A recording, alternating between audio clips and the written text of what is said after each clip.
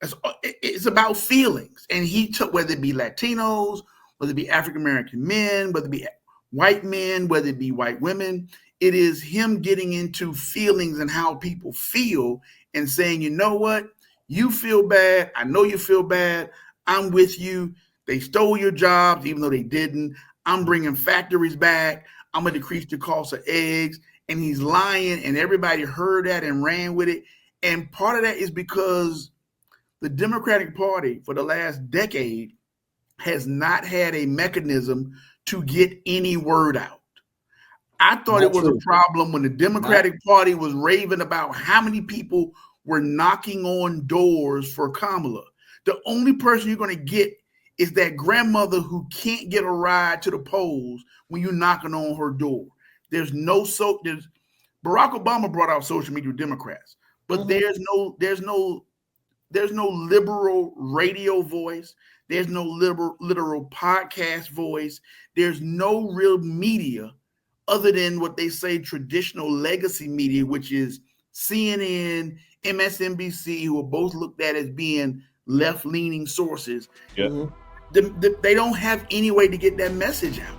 Well, so you got people getting bad information through right-wing media.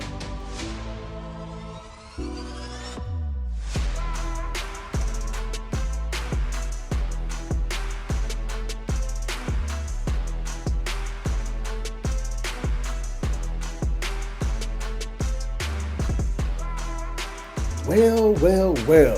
Welcome to the Soul of a Man podcast. It's your boy DB. I'm here with my podcast partner Chill. We got our boy on with us tonight, DJ Mark Harris, Wilmark. Guys, before we get started, first of all, anybody who's on the live, we want to welcome you guys. Thank you for joining us. Also, this will be recorded and uploaded at a later date, probably tomorrow sometime. But before we get started, man, we are a week out of this election. I want to do a temperature check with my guys. I know we've had individual conversations between us. We've not had a collective conversation between us. So I want to kind of do a temp check, see how you're feeling, see where your head is before we get started. Wilmark, since you're a guest, bro, we'll start with you, brother. How you feeling, man? I can't complain. Thank y'all for thinking enough of me to invite me in on this special live episode. And how am I feeling based on being 1 week out from the election? I will tell you that I am excited. I am excited because I'm waiting for the deportation to start. I'm waiting for the gas prices to come down to $1.99 a gallon. I'm waiting for eggs to drop to 99 cents. I'm excited. I'm waiting for it to happen. You know, promises made, promises kept. Let's get it popping. All right. Chill. How you feeling, brother? How am I feeling? Coming off of the next day where there was a little shock and awe, and knowing that it was a possibility that the outcome would be what it would be. A week out, I'm feeling pretty decent. Still a bit I can't even say in shock anymore. I honestly can't say in shock anymore. Optimistic about the future because I really think I control it. We control it. What we can control of it. So it's a push to get it.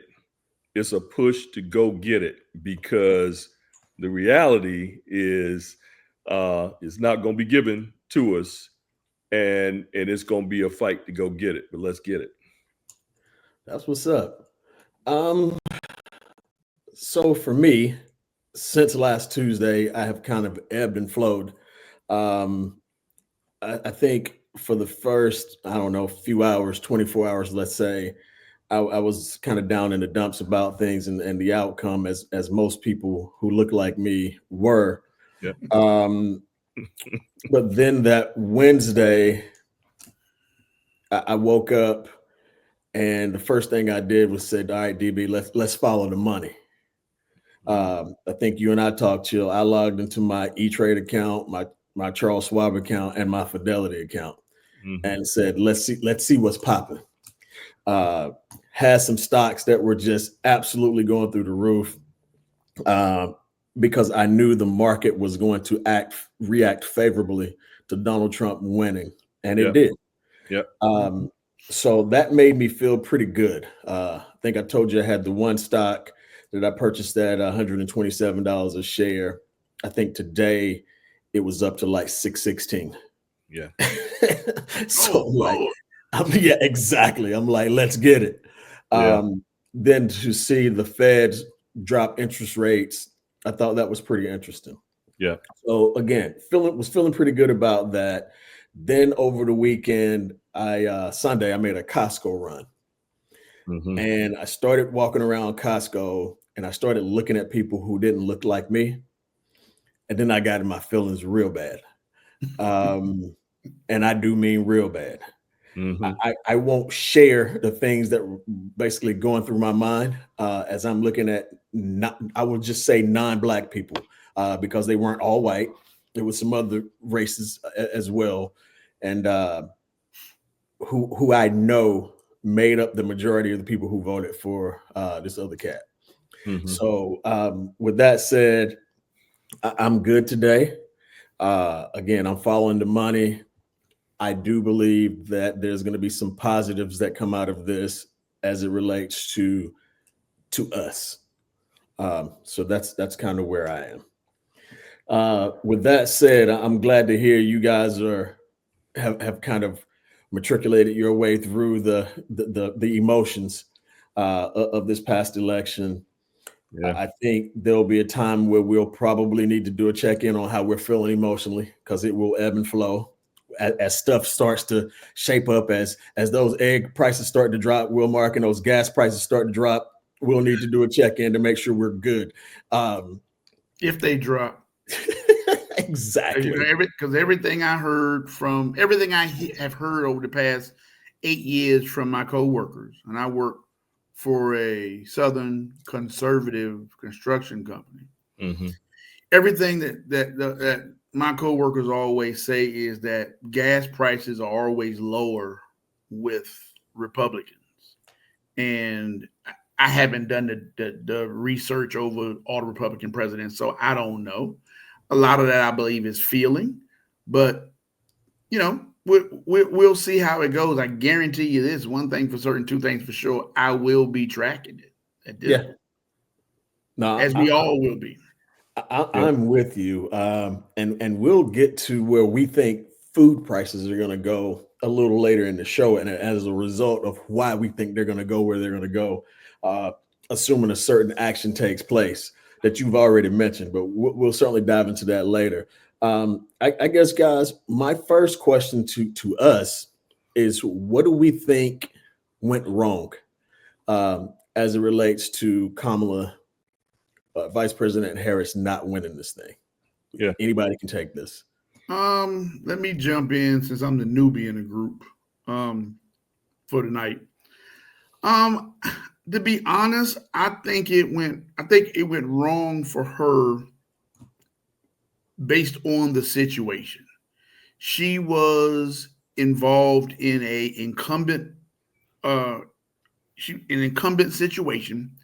People didn't like Joe Biden. They were frustrated with where the country was for 4 years, and the country wanted change. She was seen as just an extension of Joe Biden. It didn't help that when she was on The View and was asked a softball question, which still was, to me, was a setup question, what would she change? She did the honorable thing and didn't throw her boss under the bus like people want her to do and say, well, I would have done this different. No, that's not how you treat a boss. I don't care if it's politics or not. It's not how you go about doing your business. So her answer of, I really wouldn't change anything, made her look like she was completely in lockstep with Joe Biden. It was a setup question. Yeah. But again, bigger point is the country wanted change, and the country basically wanted to see a new moving truck come up into the White House and drop people off. So they didn't want what they felt like was a continuation. They wanted somebody new. So I don't think if she'd had 6 months, I don't think she would have won. Mm-hmm. Got it. I'm in a similar boat in that the time frame alone, just the Democratic Party's handling of all of that with Biden stepping aside and the time remaining to pull together a presidential race, I think was extremely stacked against her potential for success in landing in the office. You also had those folks who were of the mindset of continuing to back Biden as well, who I'm not sure she won over. Pretty sure that many of them she probably did not, but certainly something that, again, that was stacked against her. And like with a lot of vice presidents, people just not knowing a whole lot about them. I don't care who you name that's been in that office before. They're not the persons who are out front. They're the support for the president. So, getting to know them like a president, that's a tall order. And I think that there was a lot that folks just didn't know about her. I thought she ran an excellent campaign for what time she had, but there was a lot that people didn't know. And unfortunately, in a lot of interviews, not a lot more that she offered to share that would give more indication as to who she is and what her policy stances are. Yeah, I also to add on that, I also think people are just dumb. Our society is in a we're a dumber down society. I hope that's right. It's my mom, if she hears this, she's gonna be like, "What did I pay for you to go? What me and dad pay you to go to school for?" You saying words like that. Our society has been dumbed down. I mean, you got people who talk about the vice president, what she should have done, who she was and who she wasn't, when we all know the vice president is basically nothing but executive assistant.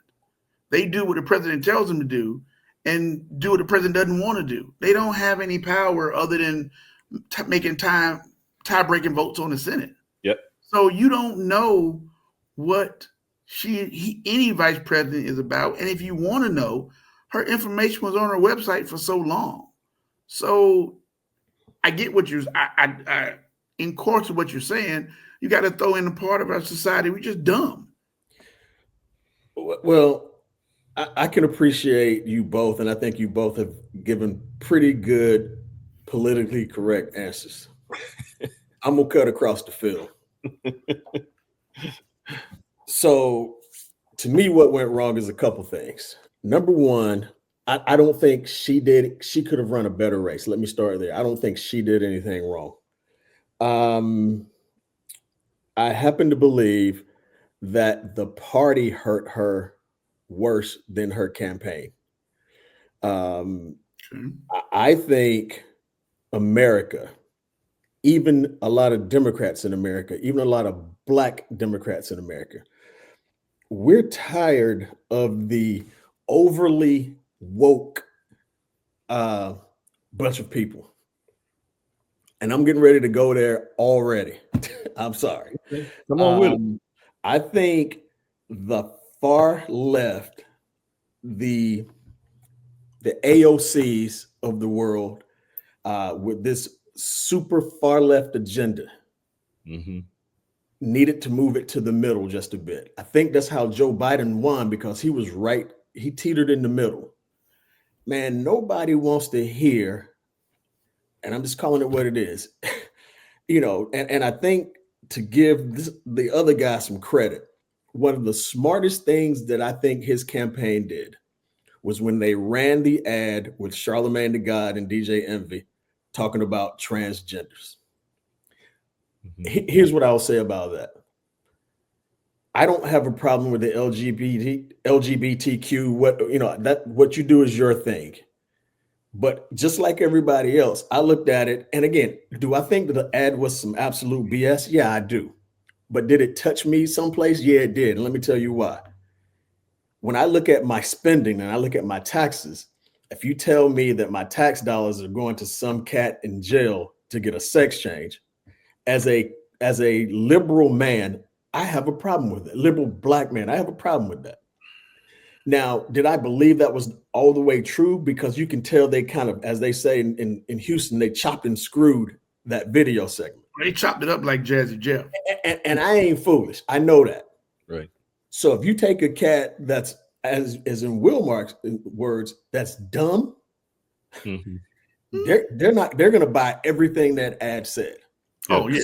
Because I could feel the ad. Because I'm like, I don't want my tax dollars going to that. I don't care who you are.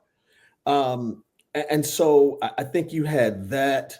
I think this whole time for this extreme wokeism has run its course. Now what we got to do as liberals is we got to bring this thing back closer to the middle, because I think the more woke we are, the more we're going to lose elections. That's my 2 cents of it. So I think the wokeism got her, and she just happened to be a victim of that. Number one. Number two, white America was not ready. They're not ready for a woman president. And they're certainly not ready for a black woman president. Believe that. I can't disagree with you. And even some of I don't necessarily believe in the exit poll data, but when you look at places like PBS and other people who do charting, the numbers show that. I mean, Trump won the rural vote. Trump won the white vote, male and female. Yep. Trump won people from 45 to 64 by a small margin, but he won that. He also won Latinos. And, Latinos are very male-dominated society. They probably would never vote for a female unless they're in Mexico and don't have a choice. Right. Trump also won with folks who have a high school diploma, and as they say, some college. So he won all those areas. So you're going to end up taking a loss when the orange dude wins that many groups of people. Right. No, I think you're absolutely right, which kind of so we know how the numbers shook out per demographic, right? There's a couple things that I have big problems with, and I'm probably going to be on one. Y'all asked me how I was earlier. I don't know how I'll be by the time this gets up. We get off of this. I'm just you asked us, so now you just giving an honest part about how you are. I guess you got a point, man. I guess you got a point. When you look at this thing by the numbers, and we'll start with the Latinos, and I think you know that, Wilmark, that Latino males, it is a very male dominant culture. Yes, it is. They, the machismo or whatever you want to call it. So they didn't vote for the woman. My thought is, did you not? And I haven't spoken with any Latino males. I actually did speak with a Latino female, and I'll kind of share that conversation later. But I don't think they either believed or understood the impact of this potential deportation when they went to the polls. They don't, because what they have adapted, they seem to have adapted the same perspective that the Caucasian male says, is that, yeah, he says all this. He said all that last time, but how much did he do? He didn't do a whole lot of it. So I don't believe he's going to do it this time, but they aren't the ones who are watching 60 Minutes with the guy that just got appointed for, I forget the exact name. He's the border czar. Border czar. And the guy of 60 Minutes said 2 weeks ago, before Trump was even elected, The lady asked him on 60 Minutes, I forget the reporter's name, said about splitting up families. She said, is there a way you cannot do that? He's like, yeah, we can send the whole family back. We can deport the whole family, which means somebody of the family is an American citizen. And he said the way to stop that is to send all of their asses back across the border. Yep. So they're not going to understand it until something like that happens to them or a close friend of the family. And that point is going to be too late. Right. Right. I will say this. I said on a webinar yesterday, and I don't know how much this will come into play, but I do know a lot of the companies, even the ones who actually supported the Trump campaign, are going to him now, asking him not to do this mass deportation. They're asking him to make sure he shores up the border. But they're like, this mass deportation that you're talking about is going to be catastrophic for the country and for the economy. I don't know how much he'll listen or even his borders will listen, but I could see where, as you were being so facetious when we first started, the price of eggs aren't going to go down. The price of oranges aren't going to go down. Sweet potatoes, apples, whatever. Yeah. You agriculture. Blueberries are going to die on the vine here in Georgia. I'm telling you that right now. If you start to pour, and they've already proven this out. If you look in, I think it was Alabama and Florida, they was like, okay, let's take a look at how this would work once you start deporting people. And I remember being in Japan many years ago when the price of a single orange was $5. That's what we're asking for. Yeah. If you start this mass deportation. In Georgia, back in, I want to say it's 08 and 09, when the governor here brought in that whole I-9 registration, you had Latin Americans avoiding the state. Like they were literally going, or they weren't even driving on a highway through Georgia. They were going around Georgia. And the farmers who were originally protesting, they literally had a cavalcade to the governor's mansion and begged him to change it because you started having literally peaches and blueberries and things dying on the vine, and there was nobody to pick them because the people who do that type work, I say that, they weren't coming to Georgia because they were afraid to get locked up. And I'm gonna tell you, I told one of my guys at work this. Nobody who looks like you, and they have no melanin, the people I'm talking to. And certainly nobody who looks like me is going to be out there picking a cantaloupe. Is going to be out there picking a watermelon. Nope. Salad. That romaine lettuce you love in your salad is going to be $15. Yeah. Well, aside from the migrant work that you all are talking about right now, you're also looking at the whole service industry in this country. Yeah. Restaurants, construction. Any restaurant, construction site, etc. That's who's there doing that work.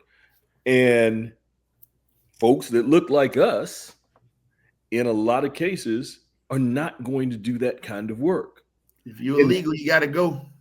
Let's go. The younger and younger our community gets, are even less interested in doing that kind of work. Man, we know good and hell them YNs ain't gonna do nothing. No.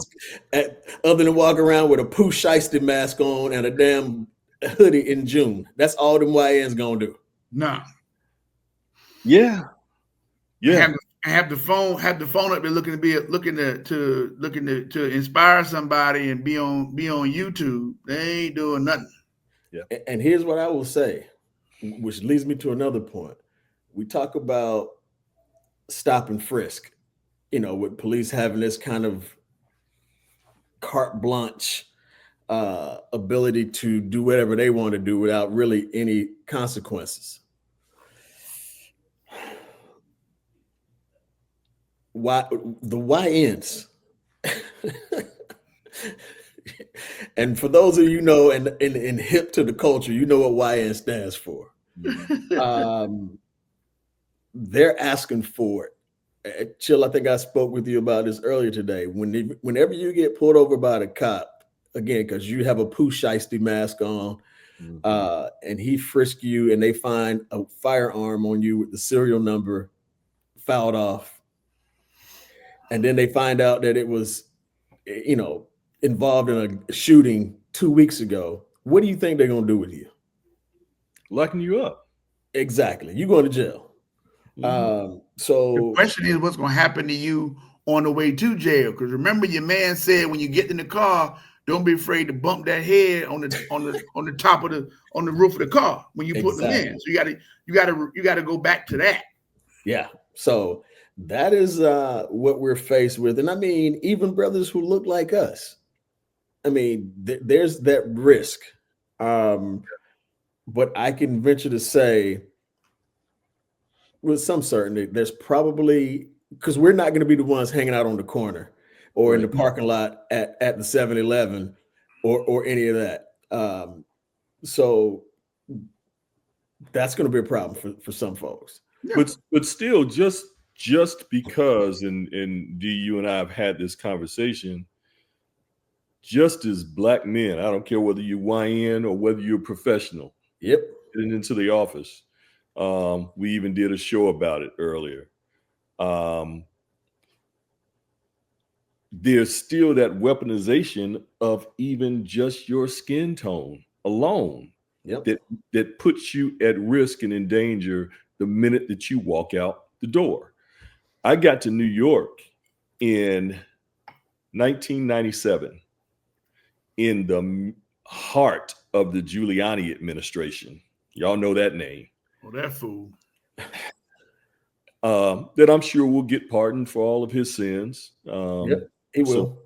But he gonna give all that stuff to them black ladies in Georgia, though. Yeah, they got him.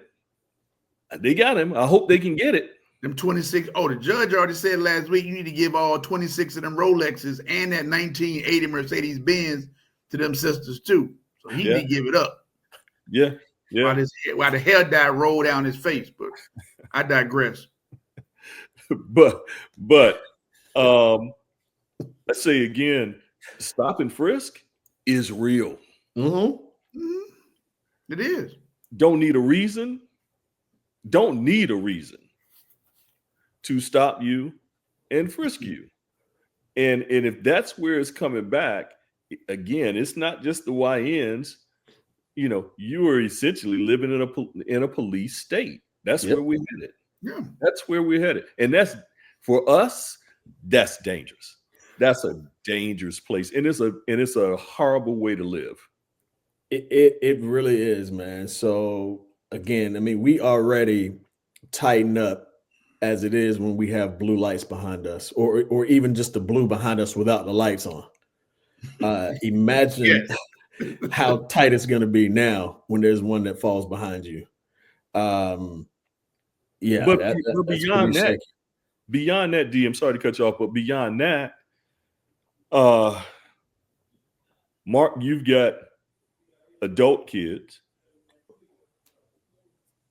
Darren, you got adult and young kids. I've got teenage kids. The terror for me is for them. Yeah. Yep. The terror for me is for them. I got a 15-year-old straight A student in my crib.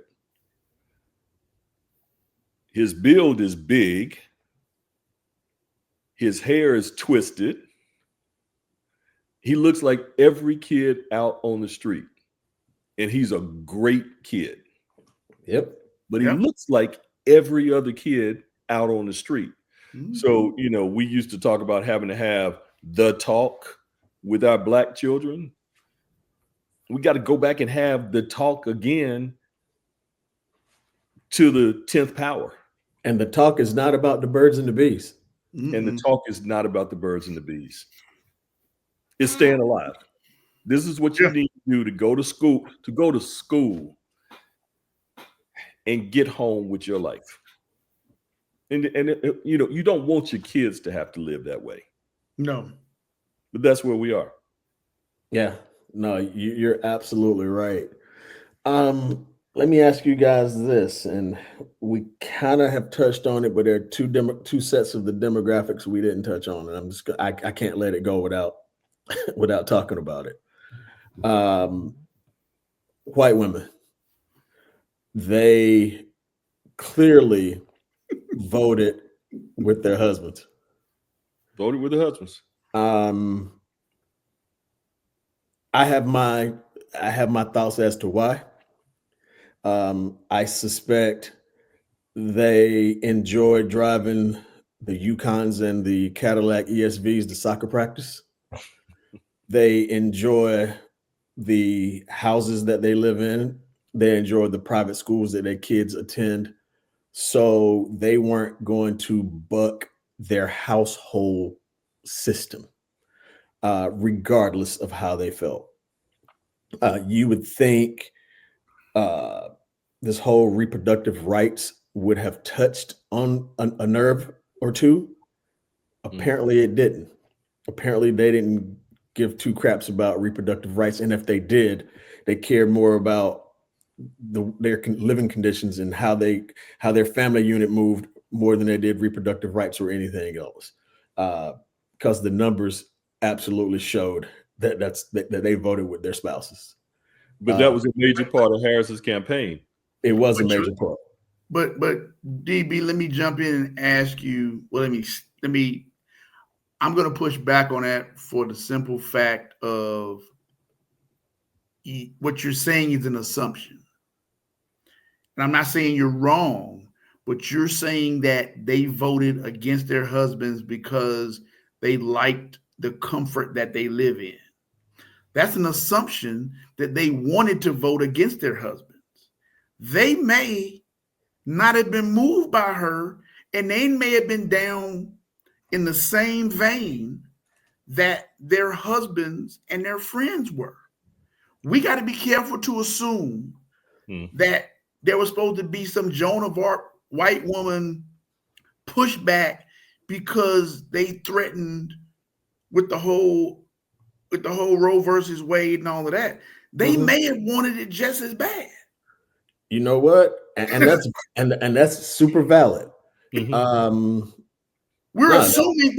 think we're literally hoping that white women just succumb to their husbands for the comfort of their lifestyle. They may have been like, I'm not voting for a chick either. And they're not worried about if they need or one of their daughters needs an abortion later on, because Becky, they don't think Becky's going to be with Raheem as the captain of the football team and the basketball team. They don't think that's going to happen. So you know what? Since my daughter isn't going to be in that situation, I don't need to worry about that. So it doesn't affect me until it does. You know. Yeah. Valid point. I'm just saying you got to be careful in saying that they, like the commercial that they made that said you can go in a voting booth and vote and then come out and lie to him. Yeah. They may not have had to lie to him because they didn't want her ass in there anyway. That's legit, bro. Yeah, real legit. Which is crazy, because if you think about the majority of the DEI, quote unquote DEI hires and everything involved with DEI, they benefited from it more than anybody. And look, I don't know the stats, and you're probably right. But I think one thing that we as a different level of thinkers have to bring into our consciousness is they may not know that they benefited more than anybody else. DEI is seen by this world as benefiting Black people and people of color. It's the same way they think about welfare, is that we all know there are more white people. The stats say there are more white people on welfare than Black people. Yep. But that's not the understanding that the majority of people have. We are three dudes that have undergraduate degrees. I know on looking at the screen, DB, I don't know about you, but I know the one in the top left has an advanced degree. Mm-hmm. You may have a master's or something else, but we are on a different level than the average, even though we consider ourselves average. Mm-hmm. We follow what's going on in politics. We know the stats. We do research. A lot of these folks don't. And kind of going to your point earlier, that's where I think that the party may have also lost, is because we're nowhere, none of us are elitists, but compared to the other folks, we're typically probably on a different level of thinking, researching, jobs, what we do. And his message was for the common man. Look, were you better off 4 years ago than you were? Now, 4 years ago, we were in COVID. So yeah, if you're not at a funeral, you're not suffering with COVID, you're working, you're alive, you got a house, you got water, you got everything, by default, you're better than you were 4 years ago. So what are you going to do? You want to go back to that?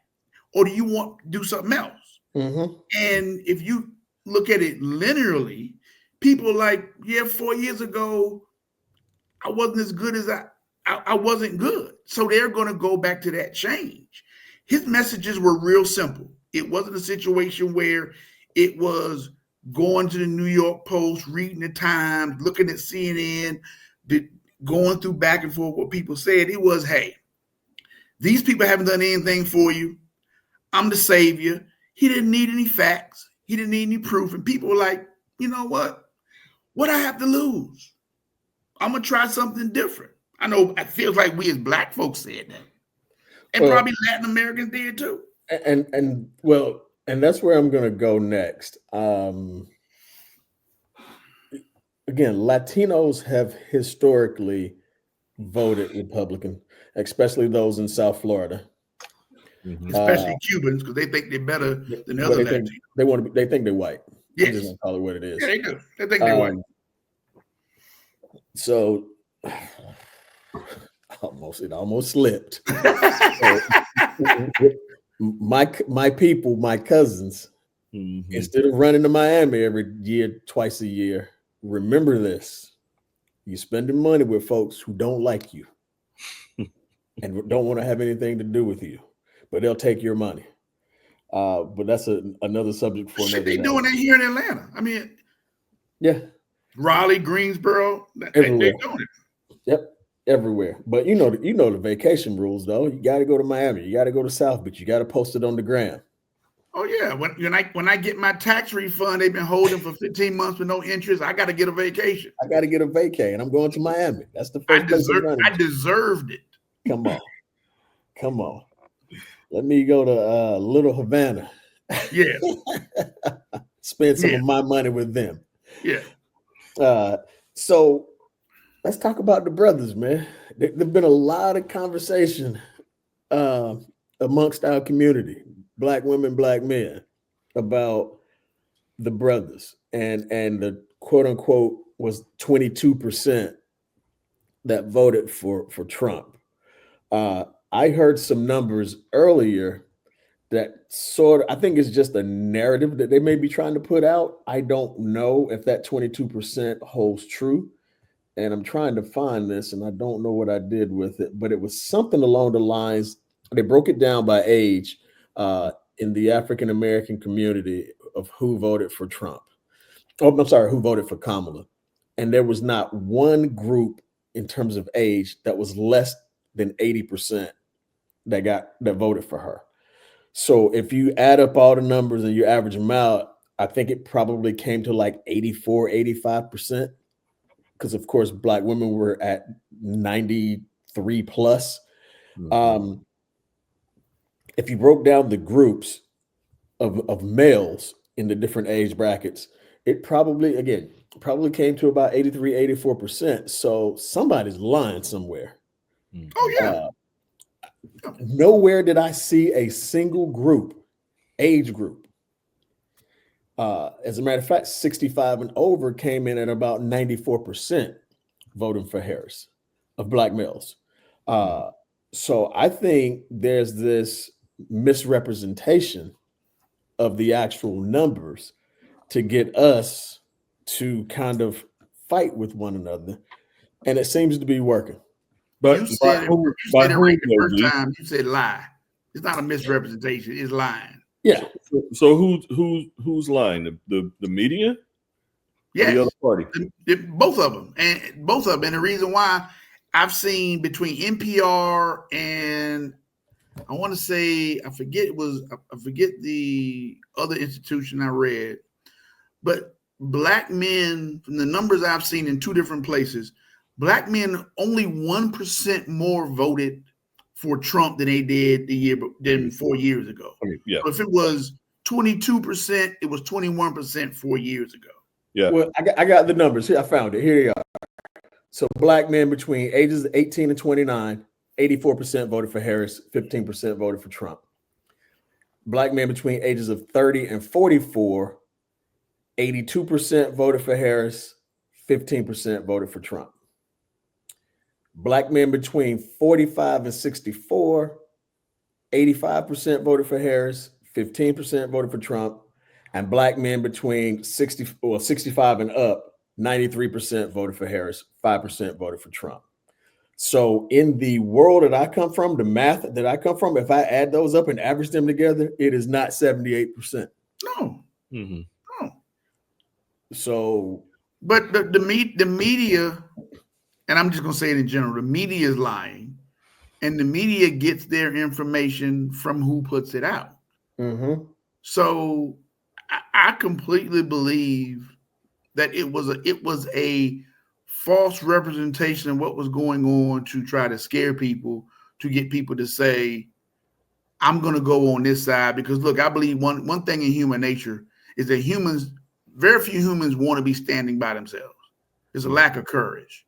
Humans are herd animals. I mean, that's the same reason why. Have you ever noticed when you park somewhere and there's spaces in between, people come and park right next to you? You got a whole damn parking lot. People park right next to you. Drives me crazy. Me too. Humans don't like to be separate, like to be in groups. So if I can get a word out there that says all these black people, all these black men are voting for Trump, and here's why you should, because you weren't better off 4 years ago, and you might as well give somebody else a chance. You got people that will side with that, but the math doesn't show it. It doesn't math. So let me ask you this. Mm-hmm. Just sat there and read some numbers off. We all agree that there's a lie being told somewhere. Yeah. But man, did a lot of sisters run with it. At least it appears that a lot of sisters ran with it. Well, back up a second, D, because even before tackling the sisters, there's that percentage in there that voted for him. So there's a percentage that went with the lie.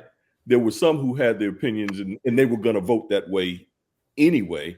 But there were some in that number that were influenced as well. You go back to the beginning of the race with Kamala herself.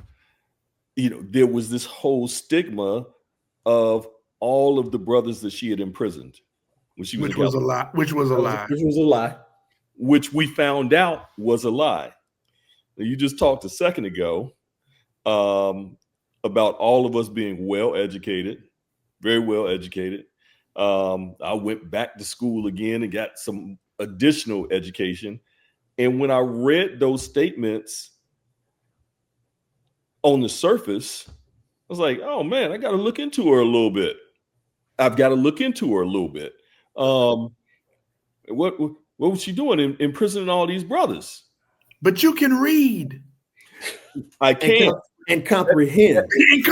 Reading and comprehension. In fact, I can. My initial gut reaction was, damn, it's kind of jacked up. Until I delved deeper and found that wasn't actually the case. But so many people took that and ran hard with it. You know what my initial reaction was? What's good, soulmates? This is your boy Chill from the Soul of Man podcast, and I'm here to remind you that the day after Thanksgiving, Friday, November the 29th, is better known as Black Friday, one of the biggest retail purchasing days of the year. This year, we need for you to be conscious and intentional and buy Black. Support your Black businesses.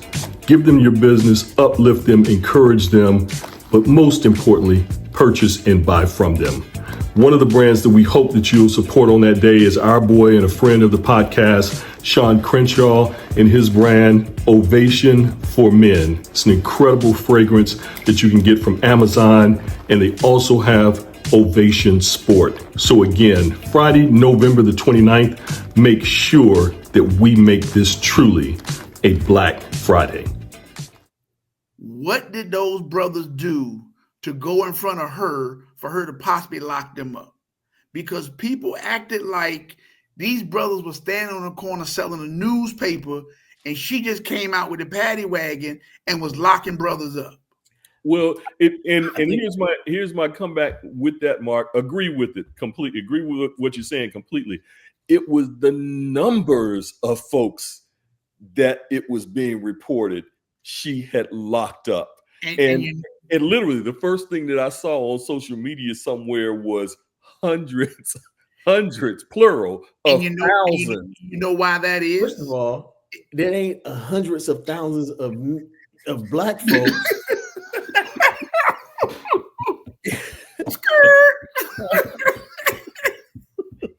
In the state of California, especially Northern California, where she was. Right. Here's the other thing. Let's just say it was the truth. Nobody locked more niggas up and just call it what it is than Bill Clinton. Am I lying? No, you're quite right. No, exactly.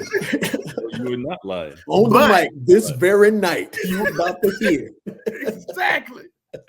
So, and we swear, Black folks are still swearing Bill Clinton was a Black president. Yeah. And he locked more Negroes up than a little bit. But you know what? But that goes into one of the things that I feel like has come from out of this, and it literally goes to the Orange Clown. Part of what he did that I think is, I won't say it's shocking. He just has a talent and a way about him. He has a way to understand and to detect how people feel and what is going to make them feel better. And I'm going to tell you what makes you feel better, because people in this election, people didn't go off of logic. They didn't go off of facts, because he's made it a situation where he's normalized lying is just okay. Yeah. He touched into people's feelings and raw emotions, and he made people feel a certain way. And with that, he was able to be the Pied Piper, and you follow him.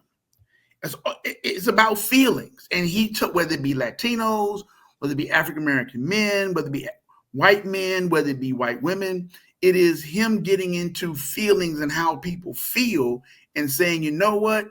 You feel bad. I know you feel bad. I'm with you. They stole your jobs, even though they didn't. I'm bringing factories back. I'm going to decrease the cost of eggs. And he's lying, and everybody heard that and ran with it. And part of that is because the Democratic Party for the last decade has not had a mechanism to get any word out. I thought it was a problem when the Democratic Party was raving about how many people were knocking on doors for Kamala. The only person you're going to get is that grandmother who can't get a ride to the polls when you're knocking on her door. There's Barack Obama brought out social media with Democrats, but there's no liberal radio voice. There's no literal podcast voice. There's no real media other than what they say traditional legacy media, which is CNN, MSNBC, who are both looked at as being left-leaning sources. Yeah. They don't have any way to get that message out. Well, so you got people getting bad information through right-wing media. Here's what I would say to that, Wilmark. I won't say there's no media. It's just it's not there. There are no Joe Rogans of the world in the liberal media. True, but you got 5 other people who do media for the Republicans, and nobody who does it for the left. You can call Joe Rogan, but everybody who came off of Fox, who got fired from Fox, they still have their deal. Yeah. What's old boy that got sued? Sean Hannity? No, the other dude. Not Bill. The dude that had the conspiracy so many of them shooting. That's my point. The dude who said that the kids in Massachusetts didn't get killed. What's his name? I can't think of his name. Dude, they sued till he has no money. Yeah. But again, you've got so many different voices on the right wing who are providing places for information. And they've been social studies that say the more and more you say stuff over and over again, people just believe it. People aren't watching legacy media. People hate most stations. I agree. So if you're not getting it from there, where are you getting it from? I was on a live podcast with in downtown Marietta from the BBC. It was 3 of us who were voting Democrat, 3 voting Republican, and all of them were Black. And when they asked all of them where they got the media from, it was YouTube and it was podcasts. That's where the media is coming from. And the Democratic Party is still raving about knocking on doors. Yeah. Whose grandma you gonna get who can't get a ride to the polls knocking on doors? And she's not gonna answer because she don't know who the hell you are. So this is what I'm gonna say, and I'm gonna stop you really quick, Wilmark, because we're gonna have another election in 2 years for the House. Democrats, if you want to spend some money, there's this podcast, it's an up and coming, it's growing, called The Soul of a Man. You can come on anytime you'd like, but today's price is not yesterday's price. So just know that. If you need an outlet, we may not reach tens of millions of people, but that's okay too. We're gonna reach people because you're right. We need outlets, and they have a lot of them, and a lot of well-known ones. So yeah, they had them beat. Because again, door knocking, you might as well send messages out via carrier pigeon. Yeah. That's like Jehovah's Witness walk around looking for you. Nobody's going to answer the door. Exactly. So Mark, is Roland not an outlet? Is Roland Martin? Mm-hmm. I would say technically yes, but I would say no, and here's why. We typically have a history of not supporting our own. Okay, stop right there. Put a pin in that right there. Put a pin in that comment you just made right there. Mm-hmm. So why the hell would anybody else venture to try and start up a platform that would give voice to the right at all if we are not even going to support it? Well, I think Roland's been screaming that for years. Well, as a lack of corporate support. Well, yeah, but I will also think that you've got to look at, unfortunately, who Roland Martin is, and I don't know Roland Martin, but I like Roland Martin. But a lot of us don't like Roland Martin. Okay, Roland Martin. He need to wait. He need to raise his hand too because he don't like Roland either. He ain't put his hand up. He's sitting on his hands because he's trying to hold him down. But he don't like Roland Martin either. Who are you talking about? I'm talking about you. Don't act like the other person is not answering on the phone. I'm talking. DB raised his hand. You sitting on your hands, but you don't like Roland Martin either. Since we want to keep it 100. Roland Martin has rubbed some of us the wrong way. Mm-hmm. Roland Martin also has been on multiple outlets until he started his own. Look, the brother's hustling. I have nothing against him. I also know that we typically aren't one that support our own from a standpoint of you choose to do a newscast. And look, he's doing what he's supposed to do and ask for money. I just have a fundamental problem, whether it be a DJ or whether it be somebody on news. showing me with a Venmo sticker or a Cash App joint, but you do what you got to do. I'm not mad at them. We are a people who we look at something like legacy media and we'll run with it. To answer your question, Hump, I think that the reason why you do it is you start and you try to make a difference. And you've got to try to do it one at a time. I mean, DB and I had this conversation separate. When you talked about in 2 years, I think one thing that we as people of color got to stop doing is we got to stop only showing up every 4 years when the shiny object comes out. Absolutely. The thing that we don't pay attention to is, and we do different than the non-melanemic people without melanin, we don't go to our local stuff. Mm-hmm. I got people now, every time I get ready to delete Nextdoor, I realize I can't delete it because I got folks in my community talking about all of the issues they have with everything around in the city of Marietta. They are on Nextdoor literally every day, bugging the shit out of me about something else. But they are engaged in their local city stuff. Right. Because the local city stuff, to be factual, they're the ones who have the sheriff who's going to arrest Lil Johnny and Lil Raheem when they staying out too damn late or throwing rocks on the overpass. You got the city council people. You got the judges who are going to go up from the local to the state level, and they're going to be the ones who go to the federal level. We don't get involved in that. Hell, we're mad when they put a Dollar Tree in our neighborhood, but they put the yellow sign on the side of the road for 2 months, and you never gave a damn and went to the meeting. So don't be mad when the Dollar Tree is built in your neighborhood and you didn't care about it. We got to stop getting involved in the shiny stuff and get involved in the stuff that's closer to home. And with that, I believe we can start something to go somewhere. It's interesting you should say that, man, because it leads me to my next point. And I need to correct something. I said that the far left hurt comma. I meant the far right. Yeah. That's understood. Because I still believe that. I just had to correct myself on that. But Wilmark, you bring a good point up, man. So last, and we'll go through these and kind of wrap up. We all have vented and expressed our frustrations. I see people doing it on social media to this day, and I'm like, it's time to stop waking up every morning being on social media. When I say being, I'm not talking about BEING. I'm talking about BITCHING. Yeah. On social media. Yeah. Every day.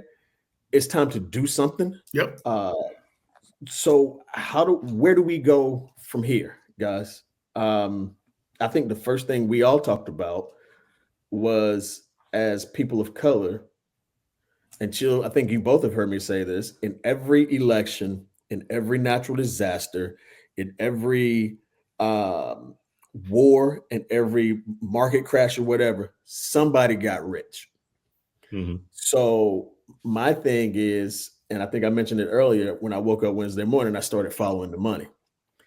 To me, that is the first thing we, as, again, you guys can certainly disagree, as people of color need to do, is we need to follow the money and understand our impact on this economy, because we have as much buying power than anybody else in this country.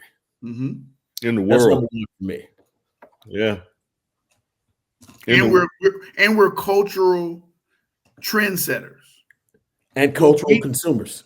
Cultural consumers and cultural trendsetters. What we do moves everything, whether it be music, whether it be fashion, whether it be just retail. What we do moves things. No, you're absolutely right. I think the other thing on my list was, again, it goes back to the economy. It's time to buy black. And I think this has been preached for years, way before this. If it's not registering now, I don't know when it will register with people. Friday, November the 29th, if I'm not mistaken, is Black Friday. It needs to be a real Black Friday. the pain needs to be felt at the cash registers. Mhm. And we can do that. So that's another thing for me. We got to be more communal. Wilmark, chill. It could come to the point that y'all might need to make room for me and my family. I need y'all to open the doors, and I'm dead ass. Yeah. Hey, we got I know we got bedrooms in Marietta, so you need somewhere to stay. You can stay down here, bruh. It could come to that point, and we talked about the Latino community. That's what they do. Mm-hmm. They put 4 and 5 families in a house until one can move out and get their own house, and then the next, and then the next. They build these businesses together until everybody has a business. We're the least communal people in this country. Mm-hmm. That's got to change. Mm-hmm. If it's not now, it should have always happened. It should have happened a long time ago. But if this isn't a wake-up call, if not now, then when? My other thing is, go ahead and say it. It's time to get strapped. Oh, I'm good, bro. Every African-American household in this country needs to be strapped, armed heavily. If you have kids in your house who are 12 or over, in my opinion, they need to learn how to shoot. Our counterparts, they teach their kids to shoot from age probably 6, 7, 8.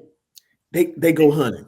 They look, my quick story, my former boss, his son was born. When his son was born, he bought his son a kid shotgun when he came out the womb, and it was sitting there when his son would be able to go hunting with him. He couldn't walk and had a shotgun. We think they're just going deer hunting. Mm-hmm. No, it's called hunting. It's called hunting. You can put whatever in front of it that you want to. I'll just tell you, y'all come down here, I'm good. I'm okay. I'm good. I'm not, but I'm gonna get there quickly. I'm not, but I'm gonna get there quickly. We back up to the insurrection in January 6th, and we saw probably the worst display of what can happen and what folks are literally willing to do. It's funny, when they late night comedians, TV hosts or whatever, talk about that day and were like, yo, folks were calling for the murder of the vice president. That was real. Oh yeah. So on that day, we saw just how bad it can be in this country. And over the course of the last Trump presidency, we saw an element within this country that got real emboldened. And forget entitled, got real emboldened, got real bold in their talk, in their rhetoric, in their whatever. So day after the election, on the campus of the University of North Carolina at Greensboro, where my children are sophomores, it was a water fountain. Mm-hmm. 2 of them. Whites only, Mm-hmm. blacks only.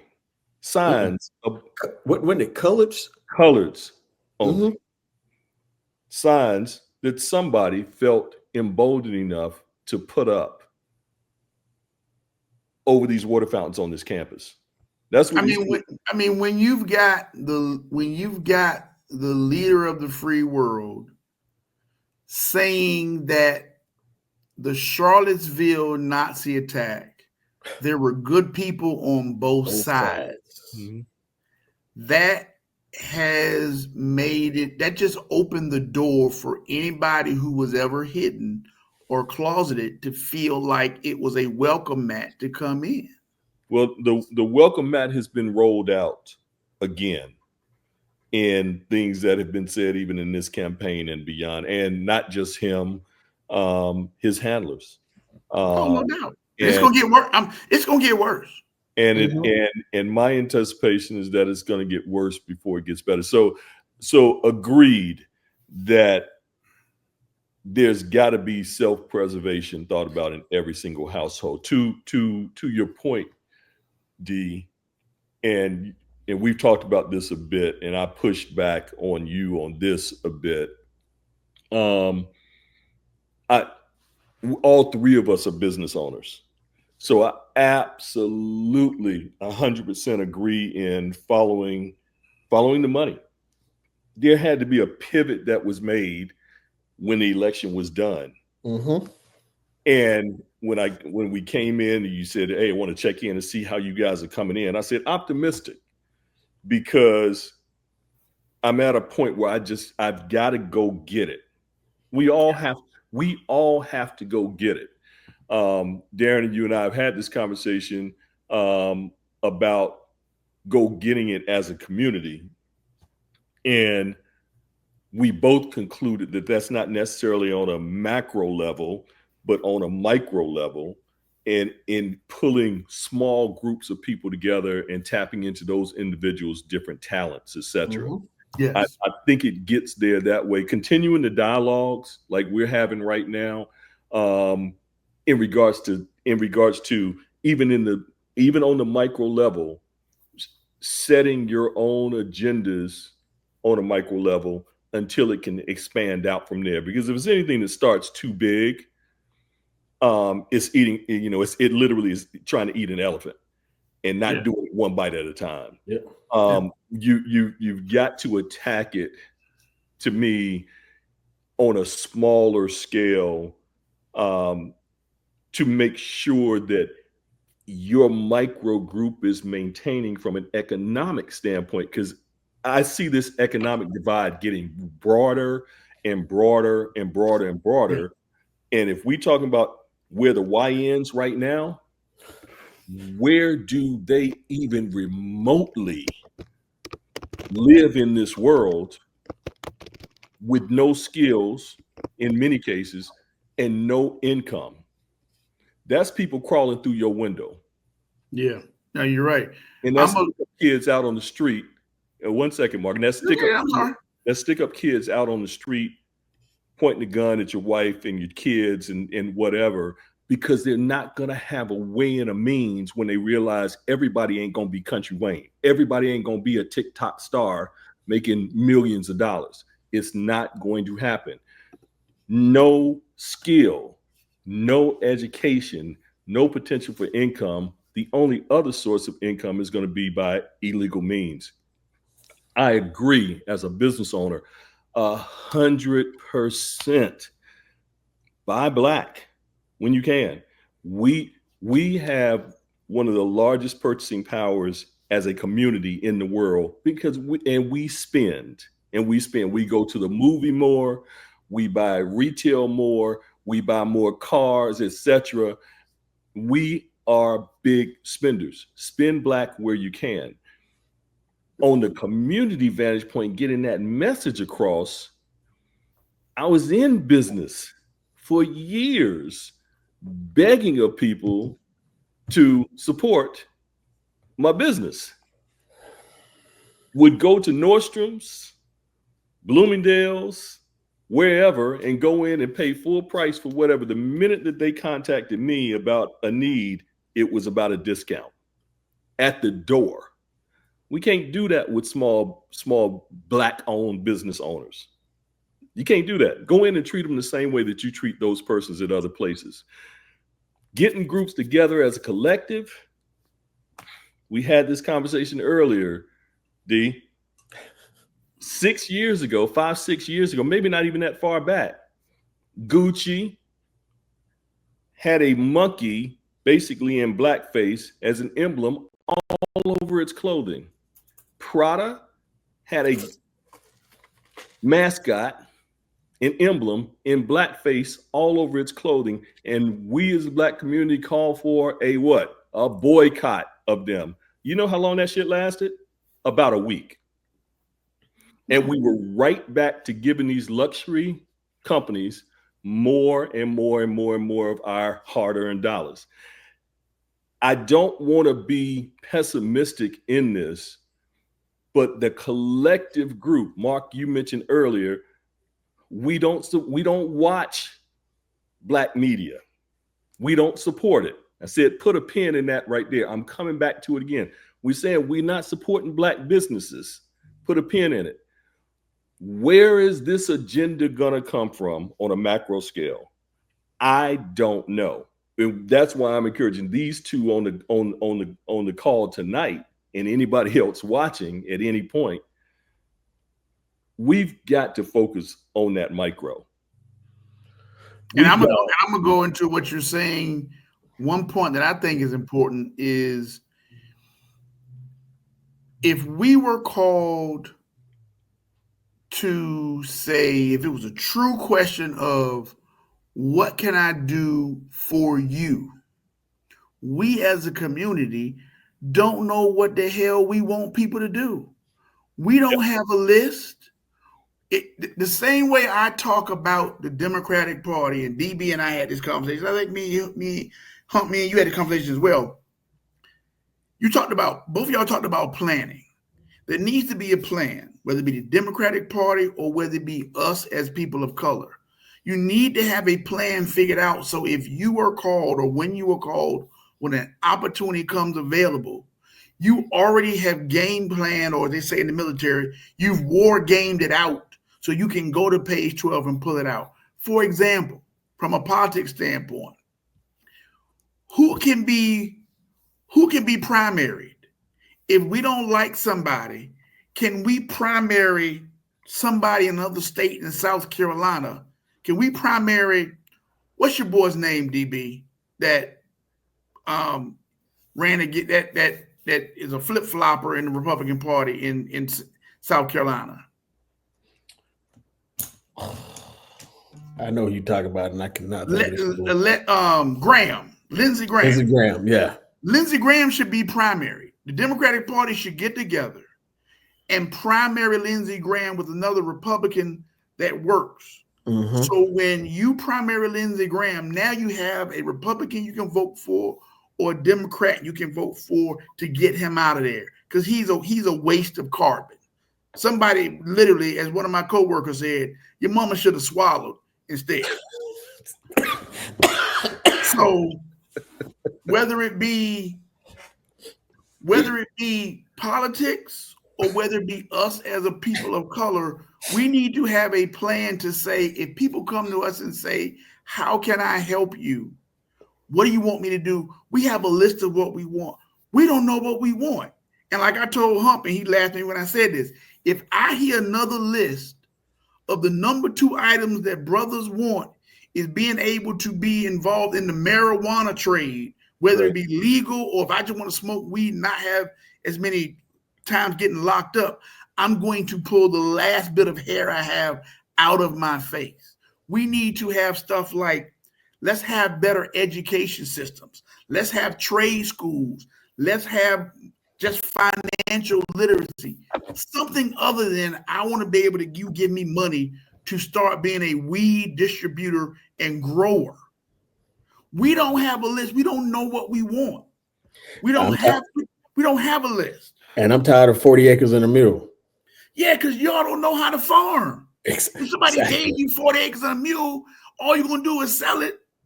You don't know how to farm. You don't know how to take care of a mule. Right. So you were talking about communal, Hump. We have to, in coming together, we have to come up with, even if it's in a small group, what are we going to do and what are we going to go forward with? And hopefully that will spread to our community to say, you know what, if I'm called or somebody's called to the White House, here are 5 ideas you can take to help. but it's got to be quality information. It can't be just BS. Well, and here's the deal, though, Wilmark. I don't think it goes just to the Democrats. I think you put it in front of Ice Cube. Tried this. He tried to put it in front of both the Democrats and Republicans. The Democrats basically gave him the finger. The Republicans actually sat down and talked to him. Yeah. My thing is, here is our plan. Here is our list of wants. Who's willing to listen? And when I say willing to listen, don't come to the table because you're just looking for a vote. No, you got to listen and you got to do something with this. Yeah. For both of you, who is this wish list funneled through? NAACP, Black Caucus? Who then? I personally believe it is funneled through everybody's individual representatives in their state, because here's the deal. One of the other frustrating things I have with us is we are looking for a leader. We're looking for MLK. We're not messing with Farrakhan. We can't mess with the pastors because most of them corrupt too. We keep looking for this person to walk up and to lead us on another 1 million man march on the Capitol. It's not going to work like that. Times have changed. We've got to take things in our own hands in our local community, in our state, and hope it grows from there, because it's not going to one person. Al Sharpton ain't doing nothing. Jesse is past his prime. And everybody else, literally, I'm not saying it from a negative standpoint, they're looking out for themselves because they've got to make a way. It's going to all come down to us as individuals, and we have to have a groundswell. I keep saying this. I am frustrated when I hear people blame other folks, because at the end of the day, we're the ones who allow people to do things. I mean the voters. I just don't mean each individual Black man or Black woman. I'm talking about the white men, the white women too. If you don't like what somebody is doing, you can just vote their ass out. But what we do is we tend to get comfortable and say, well, I don't know who else I would pick, so I'll ride with them. And you're not doing anything. It comes down to us. Now, I'm not saying that we all three should run for city council. That's not going to solve anything. But at the end of the day, us as voters, the country is still, until your boy gets in and changes the Constitution, the country is still ours as voters and as people, as residents of the United States of America. Is not these 458 people, whatever the number is, up there in Washington. It's still ours. We just get lazy, whether it be Black, white, Latino, poor, rich, whatever. We just get lazy and we want the convenience of being comfortable. It's on us. So it's on us. So for those folks in the audience that are on live or will hear this at a later point, 1, 2, 3 of us on this call right here, going real micro. What do we do tomorrow to start this new agenda?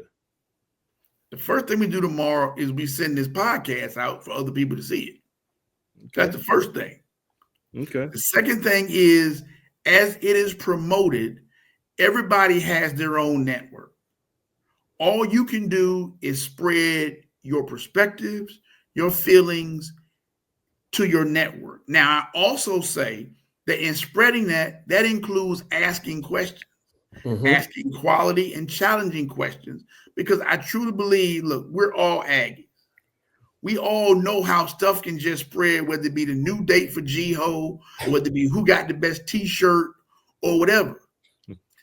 It's not just A&T. It's not just state of North Carolina. That's what we do as a people. We can spread this, whether it be between North Carolina, whether it be between Georgia, whether it be between HBCUs. Because look, we will give people from FAMU and Howard grief and shit until somebody steps on an HBCU person's foot. Then we all come running. Mm-hmm. So we got to start in the areas and in the places that we have access to, and we got to have that wave build.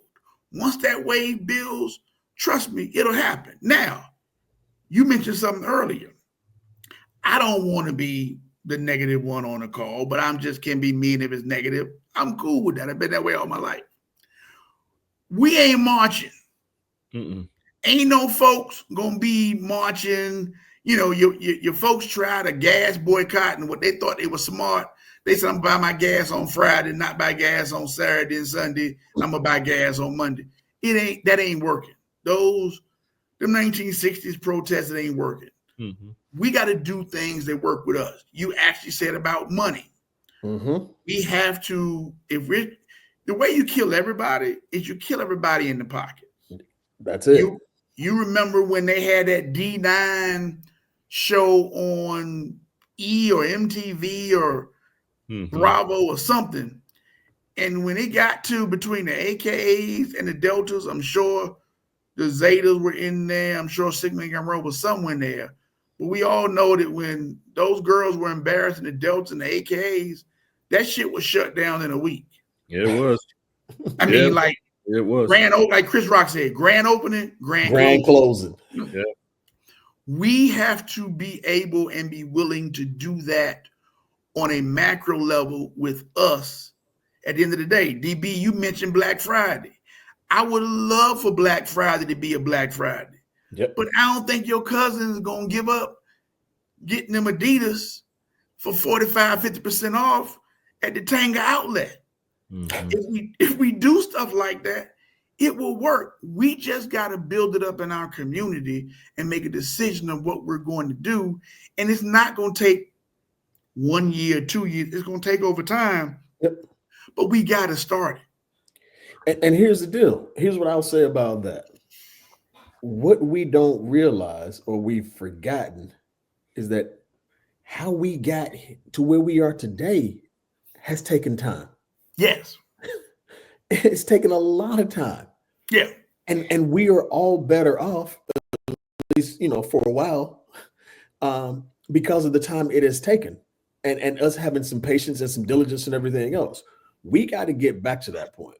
It's no longer up to our parents and our grandparents. Most of them either A, aren't around anymore, or B, can't do what they used to do. It is on us to move this needle. And then we can't, like you said, Wilmark, we can't do a 2025 agenda like we did in 1965. This has got to be something new. Yeah. And it's got to be something different. And if we can pull it together, which I know we can, I'm being positive about this. I have no doubt. Again, that is Black women and Black men working together. Black men, we got to do a better job at just pulling our stuff together. Because, Chill, you've heard me say this. We can't plan a trip from Greensboro to Raleigh if it's 4 or 5 of us. Oh, no. Where sisters can plan a trip from here to the Maldives and then plan their next trip while they're in the Maldives. Yep. Shit, they're planning 2 trips now before they get to one. And so we have got to do a better job as brothers. Yes. Because here's the deal. The train has already left the station. Yeah. And here's the deal. It's being driven by Black women. I mean, we gotta stay here for a minute because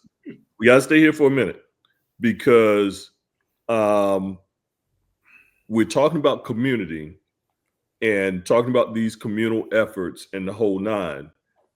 But within the past week, post-election, driven by whatever misinformation about Black men and Black men's vote, percentages of Black men voting for Trump, and we've even in this conversation deciphered that was not all true.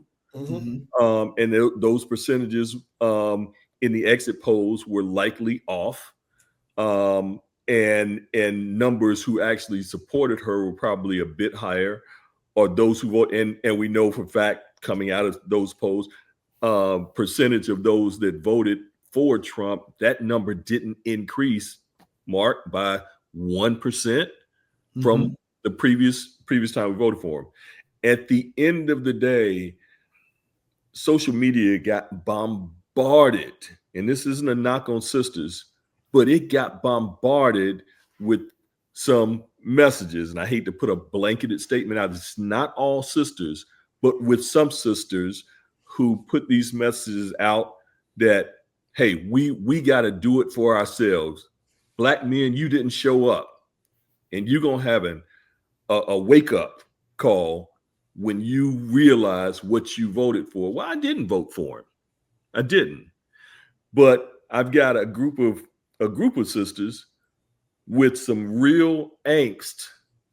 Again, legit or not legit, towards me, just as a Black man right now. So again, our community has got a divide that we've got to overcome even there. Okay.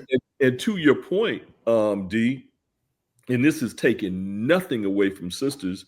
I met a Delta, had a meeting with her, met her at a high school literally 2 weeks ago, where they were having a vendor fair of these Delta sisters who were all business owners. They were expecting 400 people. They doing it. They are doing it.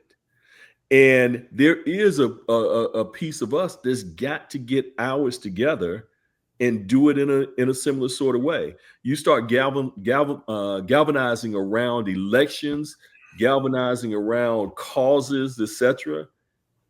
They're leading a lot of that. And I'm not mad at them right now that their mindset is, yo, we got to do it for us. His brothers aren't helping us. So, Wilmark, you want to go or you want me to go? I guess my first thing to say is, I hear what you're saying. I don't disagree. But the only initial comeback I can have is brothers have to stop taking what the sisters are saying and what the sisters are doing personal. Mm-hmm. I think too many times we as Black men, because we aren't ingratiated into something, or we hear a sister saying, we got to do it for us because y'all aren't doing it, we taking it personal. And if you're not in the same group that they're talking about, it doesn't apply to you. Look, let's like, y'all want to say y'all want to keep 100. Let's keep it 100. When we were in school, you may have called a woman a word that equates to a garden tool. Okay. And women would get mad. And our comeback was, I'm not talking about you unless you consider yourself that. If you consider yourself that, it applies. If it doesn't, it doesn't. Same thing. If they are saying brothers aren't doing it and you doing it, it don't apply to you. Sister can say whatever she wants about me. If it don't apply to me, now, if I get tight, like the old folks say, a hit dog or holler. If you take it personal and you get upset about it, any brother, there may be something to it. Brothers got to stop taking it personal and do what you do the best you can do, and be comfortable with it. Other thing you got to understand is that, as you both said, the sisters have been leading for a while, and they just tired. They tired and they mad, and they feel like, yo, where are y'all? We in this together. And whether brothers are taking it personal, brothers are upset, or brothers are tired and they can't get their shit back together, they are leading it because they're not being kept up with. Now, again, we also got to understand is just the numbers. More women are born on the planet than men. So it's going to eventually be more women up front than men because there ain't enough of us. But brothers got to, like you said, brothers got to do a better job of doing our shit and sustaining and not taking what they say personal and get shit together and do it. But that's not to say I ain't tired, because I'm exhausted. No, nobody's saying you're not. We all are tired, but we also know we all are fathers here. Mm-hmm. And the one thing that we all know as fathers that tired shit really don't matter. You gonna do what you got to do for your kids. And if it's a woman who you care about, who is special to you, you can be tired as hell, but you're going to do what you got to do. Why? Because that's how we were built. We were built like that from our upbringing, from our family, from our fathers, from our culture. We're going to do what we got to do. Yeah. The light-skinned brother from Canada, the artist known as Drake, had a line saying the gods have got to stop acting like broads. Well, it almost slipped again. Brothers, we got to take our emotions out of this. I mean, you got to understand something. Kamala Harris resonated with 92% of the Black women in this country. They saw themselves in her. Yes. She was their chance to finally break a ceiling, to finally be seen, to be heard, and you name it. When she didn't win, they felt like they didn't win. It's like, here we go again. So, of course, they did what they know how to do, or what they do best. They rallied, they got on social, they expressed their frustrations and everything else. We just got caught in the crossfire. Again, my whole thing is, give it a few days, let people get out of their emotions, let them become rational again. And I hate to say, I'm not saying women are irrational, but we know sometimes emotions can overtake, rationality. We also know they can be irrational. We can too, but they can be irrational. They can. And irrational, so let that die down. Yes. And then we also, while that's dying, that rhetoric is dying down, we're stepping up and saying, hey, we are here with you and for you. Yep. At some point, there's going to be a crossroad that we're going to meet, and we can move on and move this whole agenda, both male and female. But I will tell you this, the train has moved. They are the conductors of this train right now. So Negroes, we got to get on board. Either we're going to get on board and say, okay, sister, scoot over, let me drive this train, or we're going to sit back at the station and suck our thumbs. It's up to us. It's totally up to us, bro. My 2 cents. Yeah.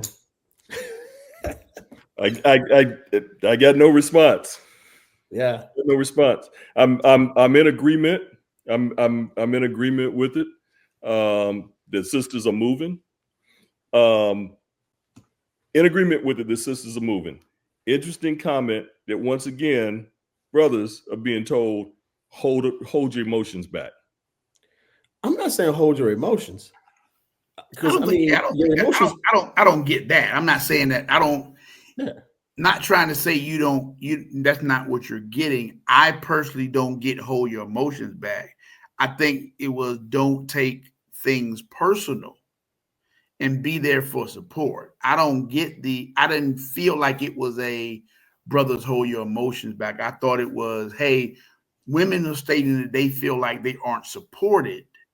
And we are taking it personal because they are saying that they're not supported. Yep. That's what I hear in mine. And and if you do have emotions about this, I think there are ways that I mean, what we're doing right now, we're having a conversation between 3 Black men. This is how we get it out. Yes. I'm not gonna. A sister can say whatever she wants to say at this point. I'm not going to sit around and have the argument with her. I'm just, because it's not constructive. I'm not going to do it. Mm-hmm. I'll listen. If I can't get through to you, then I'm probably going to step off and I'll call one of my boys and we'll just chop it up and vent. That's what they do. They got a sister circle. So I'm not going to have that argument. Because that's probably one that I won't win. Because if I get too emotional, I'll probably say something stupid that will, cause me to lose that argument and get me too. But at some point, DB, we've got to do more in the line of us talking as men and being more transparent and be honest. Yeah.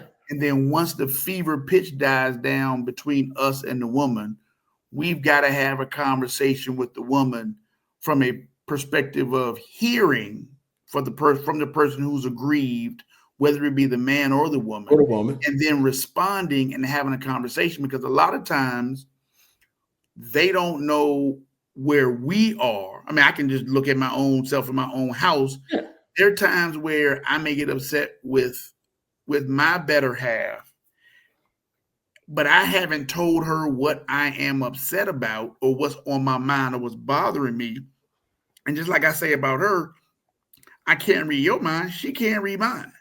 But if I don't tell her how I feel, we can't even have an intellectual conversation to where she can, okay, yeah, I may have come off wrong, or yeah, I see what you're saying. This is how you feel. And we can talk about it. The problem is, one of the problems is in our community, us as men, we don't talk enough about honest stuff. We literally say, because we don't want to be that person who sometimes we don't want to be the copy of what the person is getting at home. So ask a lot of questions or over talking or whatever. So we get around each other. We like, man, how you doing? I'm good. I'm good. No, you're not. Because you're not. Yep. It's a train wreck followed by a helicopter crash, followed by a plane crash. But you're not talking about it, and I'm not going to push. So we're not being that way with each other. And we damn sure not trying to copy what we may be going through at home because it's frustrating.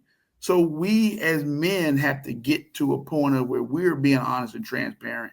And then we're taking that comfort that we've developed and we're talking to somebody else outside of our male group, our friend group, whether it be the woman that you're involved with, or hell, it could be just a female friend who can give you a female perspective that will be something different than what you're saying, and have that conversation. We got to do a better job at that. Yeah. No, that's true, brother. Guys, we've been on for an hour and almost 40 minutes. And I suspect we could probably go for another 2 hours if we needed to. Yeah, we could be Joe Rogan tonight. Yeah. we could. In 3-hour conversations he had. Man. At least y'all got content though. You got plenty of content. What I would say to kind of put a bow on this, and then everybody, I think we all get a last word and we call it a night.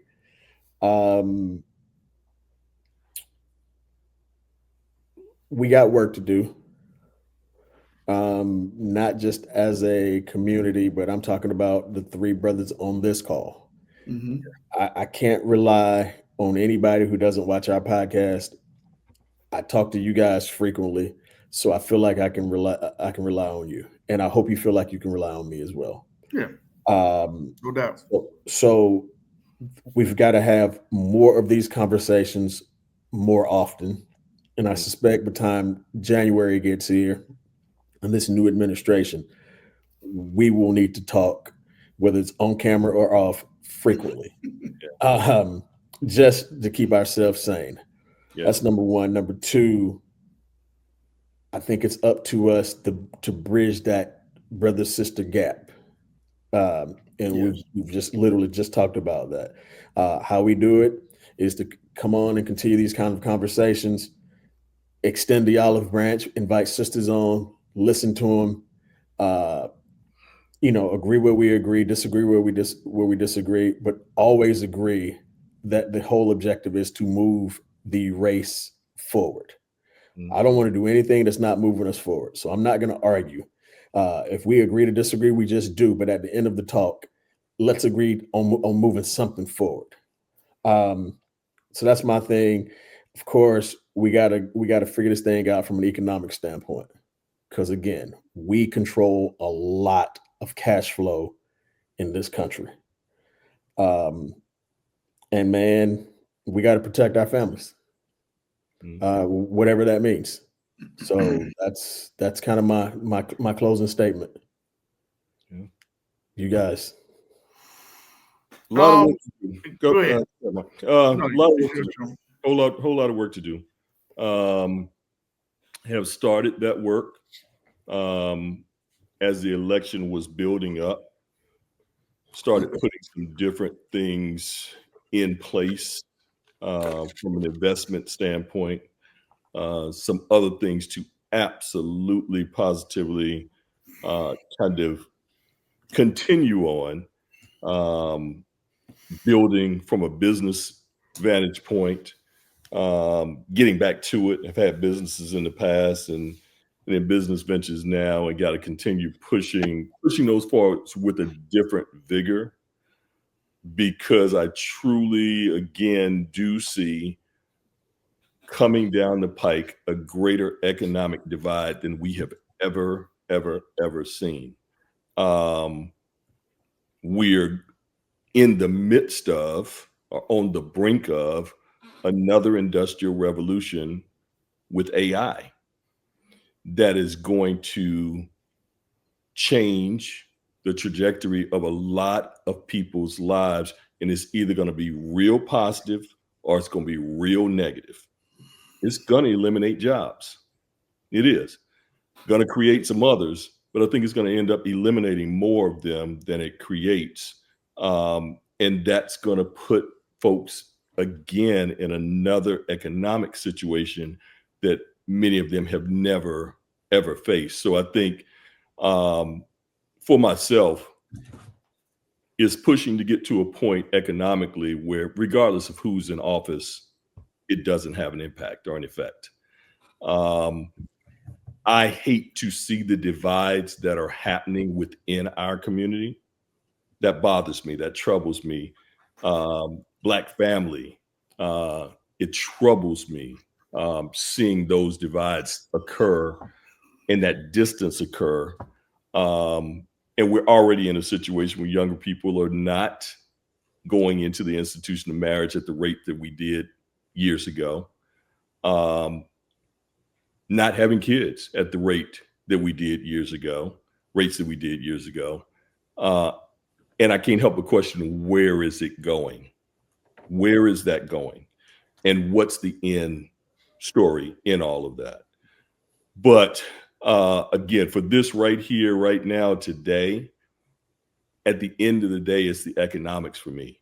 What is it going to take personally to make sure that things are in line to a point where it does not matter who is in the highest office in this nation? So. Makes sense. Wilmark? Well, first of all, I want to say, as I started, thank you guys for thinking enough of me, caring about me, appreciating me, and loving me enough and to invite me on to your platform to have this conversation. I will try to be as short as possible, finite as possible. My thing is, I want to challenge, in addition to you two, anybody who hears this at any future time, make a connection with somebody else and challenge them to come up with 3 things that they think that can improve our community. And I don't want to put any parameters on it, because it could be anything. It could be starting a business. It could be a mentorship program. It could be a nonprofit. It could be taking somebody to church and changing somebody's life. But we just need to start. If we can, I strongly feel, if we can influence, each of us can influence one person and encourage them to touch one person, I believe it can literally be a tidal wave. But we've got to start small and start taking a bite of the elephant, like you mentioned up earlier, one bite at a time, and start in a small situation, and it will grow. We can't try to own the world at one time. We've got to start a slow, small individual movement. And it starts by people we all know impacting other one person we know. And that excludes your kids, because you're going to do that anyway. Yep. Just touch somebody and influence somebody, help somebody, encourage somebody, do something, whether it be take a trip to expand their mind that they may have never been expanded before, take a vacation, just do something that's going to encourage them to touch somebody else. That's my challenge. Hey, brother, we appreciate that, man. Good information, good advice. Chill, man. I'm glad we did this, bro. Yeah.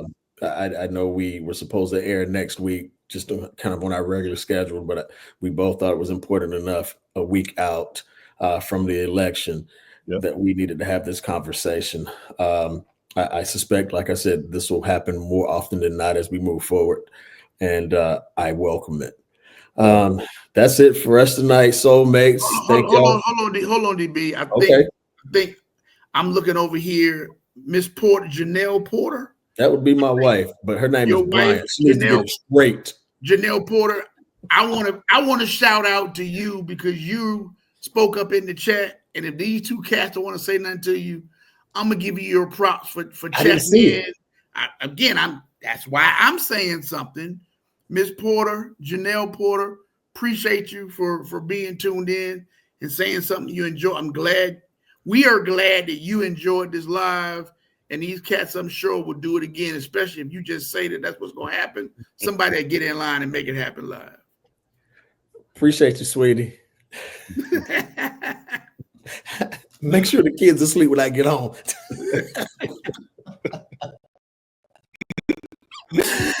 Look, guys, it's been real, man. I love you, brothers. Love you, dudes. With all my heart, man. Thank you guys for joining us on the Sober Man Podcast. Until next time, peace.